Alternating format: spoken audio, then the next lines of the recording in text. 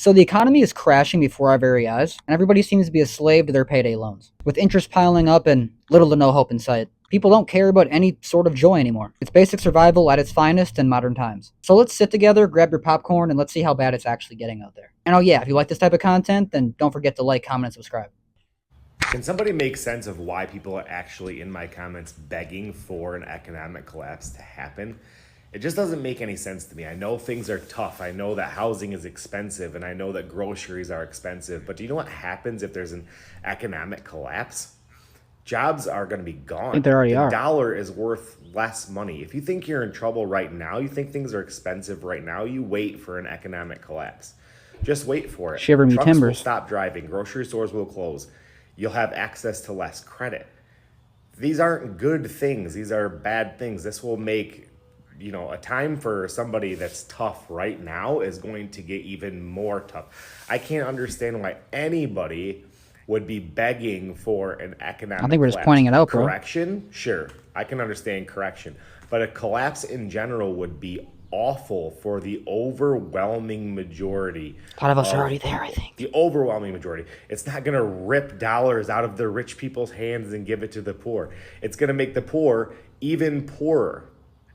I don't understand why anybody would beg for this. It makes no sense to me. So if there's somebody out there that can explain why they're actually rooting for an economic collapse, I would love to hear that response. I'd love it.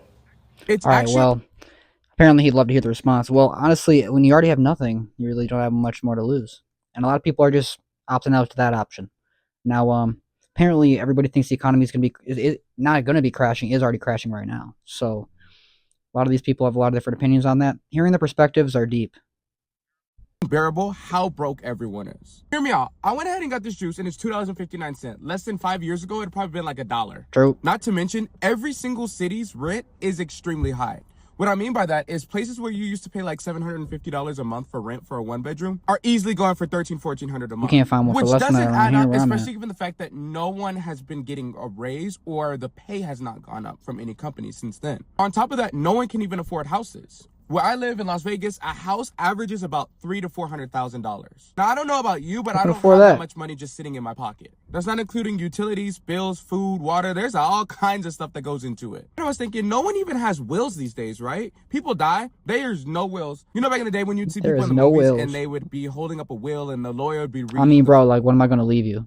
I got me like a few $1,000s probably by the time I'm passing. Hopefully, if I'm lucky. Some sort of little savings. Okay, scratch that. Who saves these days? But who knows? So maybe I'll have a car I can give them. Maybe I'll have a couple of boxes of things and like a mattress. Woohoo!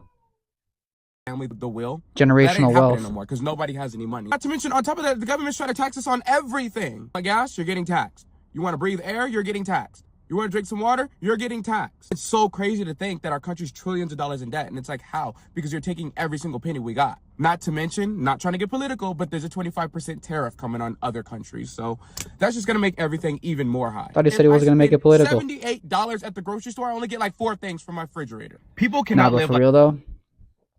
It's crazy how the money gets taxed on taxed on taxed. If you really think about it, kind of spooky. This anymore. I'm 23 years old. I have a decent paying job. I pay all my bills. I have credit card debt like everyone, but yet my account is in the negative. How the hell is my account in the negative? I make a decent living. I pay all my bills on time. I don't get it. That's the problem. You gotta let something go late. Out like I used to anymore. A lot of people do that. I usually pregame and it's like with something cheap.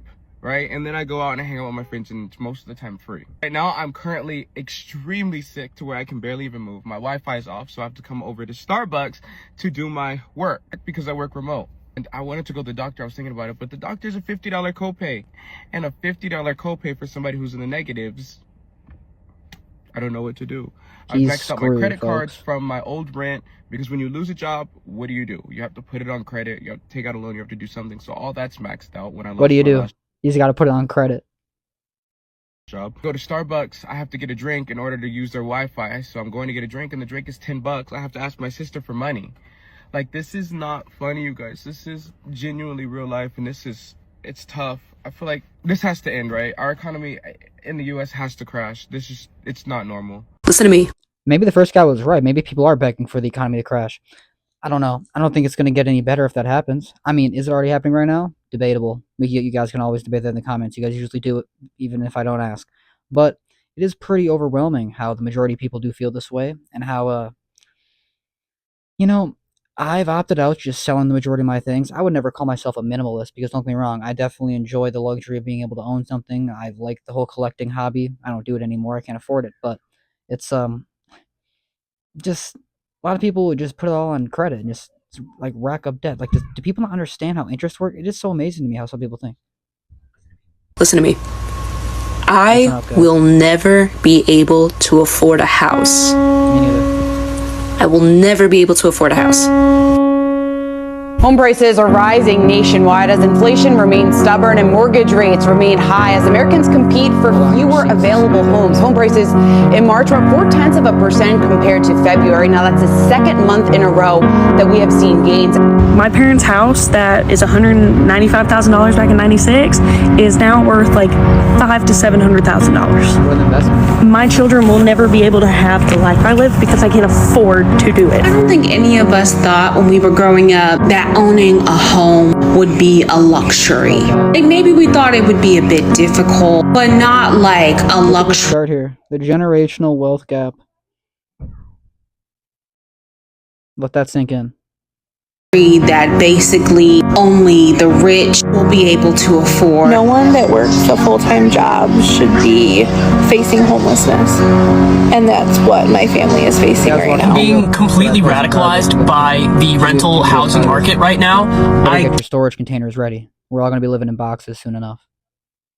Cannot believe that you can pay over $300 in non-refundable fees just to apply for an apartment. A big part of the reason why social life here in America is getting more and more difficult has to do with the fact that nobody can afford decent housing. Everybody in America kind of knows, like,